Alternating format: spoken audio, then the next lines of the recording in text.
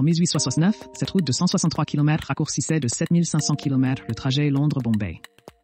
L'idée d'un voyage facile entre la mer Méditerranée et la mer Rouge a longtemps séduit de nombreuses personnes à la fin des années 1700. L'ingénieur choisi par Napoléon croyait à tort que le niveau de ces deux étendues d'eau différait de 10 mètres. En réalité, ces niveaux sont identiques, ce qui a démenti la croyance longtemps répandue selon laquelle les écluses étaient indispensables à la construction d'un canal, une idée fausse qui a perduré pendant près de 50 ans. Ce n'est que dans la seconde moitié des années 1830 que Ferdinand de Lesseps a été séduit par la perspective. Le consul de France à Alexandrie est convaincu que la construction du canal de Suez est possible. Des entrepreneurs anglais, allemands, autrichiens et français, réunis dans une entreprise parisienne, commencent à s'entendre. Ils voient dans ce projet une opportunité intéressante. Lesseps obtient de l'Empire ottoman l'autorisation de commencer les opérations. Étant donné qu'en l'an 1854, l'Égypte était sous la domination de cet empire, les investisseurs français étaient ravis. Les Britanniques, quant à eux, sont profondément consternés. Profondément sceptiques à l'égard du projet dans son ensemble, ils le considèrent comme une futilité totale. Au début, on a eu recours au travail des esclaves. Mais au fil du temps, cette méthode a été abandonnée. Pour faciliter l'évacuation des déblais, on construisit un chemin de fer à vapeur. Au fil du temps, de nombreux constructeurs européens sont apparus. Environ 25 ouvriers ont courageusement affronté de nombreuses épidémies de fièvre et de choléra. L'inauguration le 17 novembre 1869 fut honorée par la présence de l'empereur François-Joseph, accompagné de l'impératrice Eugénie.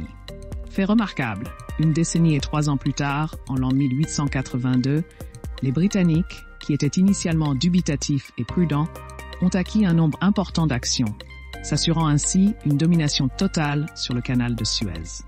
Ce point crucial et stratégique s'est transformé en pivot d'un conflit qui allait se dérouler dans la seconde moitié du XXe siècle.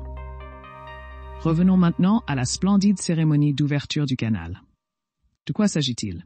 Le yacht Ligel fait son entrée dans les eaux du canal dans un cadre minutieusement supervisé par l'impératrice française Eugénie, épouse de Napoléon, ainsi que l'empereur François-Joseph de Hongrie austro-hongroise, déjà cité. Un important passage maritime reliant la Méditerranée à la mer Rouge est inauguré.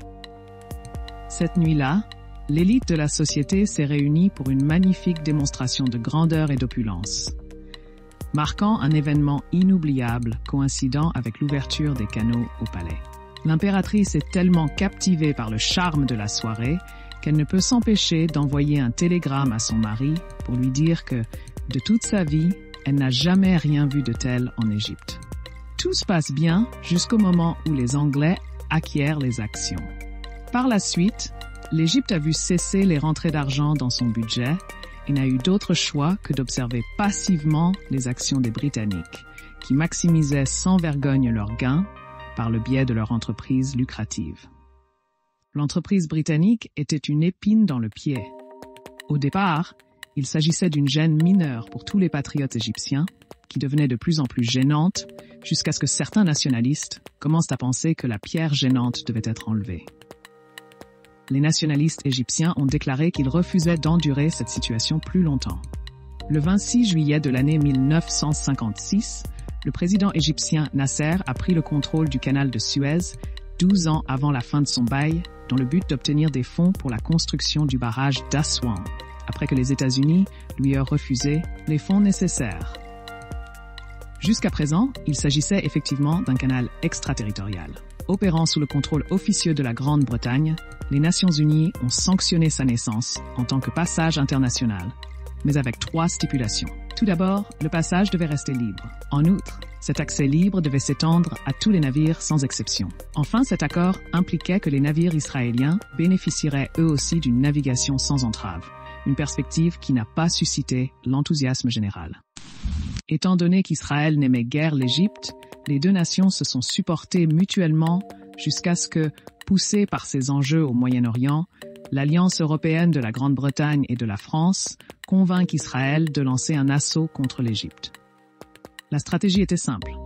Au milieu de l'escalade et de la confrontation douloureuse, la France et la Grande-Bretagne entendent intervenir, gronder noblement le règlement inapproprié des différends et, grâce à ces discussions insatisfaisantes, éliminer les intérêts du président Nasser en Europe. en veillant à ce que le contrôle des canaux reste intact. Comme d'habitude avec de telles stratégies, tout semblait parfait.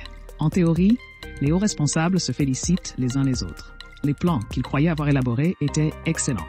Mais en réalité, ces plans n'aboutissaient pas, ce qui entraînait une disgrâce flagrante et un goût persistant de défaite. Le début de ce qui allait conduire la Grande-Bretagne et la France à reprendre le contrôle du canal de Suez était en cours. L'attaque israélienne 29h56 leur a permis de prendre rapidement le contrôle de la bande de Gaza et de Sharm el-Sheikh par un assaut rapide. Le jour suivant, les chefs européens ont exhorté les factions du conflit à négocier. La surveillance, le désengagement militaire, la fin des hostilités et les faits du 31 octobre, avec l'intervention des parachutistes britanniques et français, ont été déterminants pour qu'en moins d'une semaine, l'Égypte, battue, consente à un armistice. Il faut dire que ni les Français ni les Anglais n'ont pris de champagne pour célébrer cet événement. La crise de Suez s'est soldée par une humiliation totale pour Paris et Londres. Mais pourquoi? Il existe deux causes principales.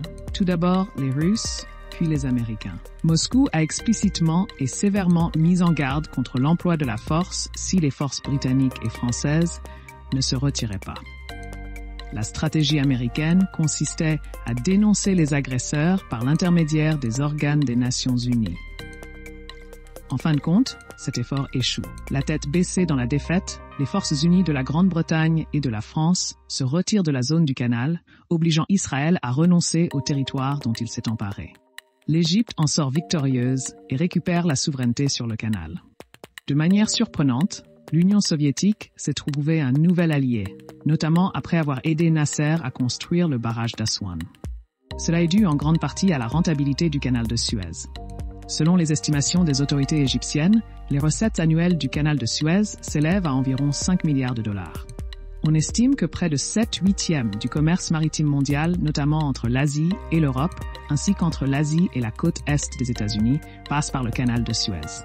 En outre, cette voie est la principale route pour les exportations chinoises, en particulier pour le transport de conteneurs et de marchandises en vrac. Par exemple, entre 2014 et 2015, l'Égypte a construit un segment supplémentaire du canal, appelé le Nouveau Canal de Suez.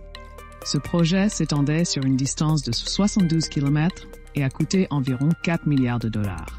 La construction d'une route supplémentaire a permis aux navires de naviguer dans les deux sens en même temps.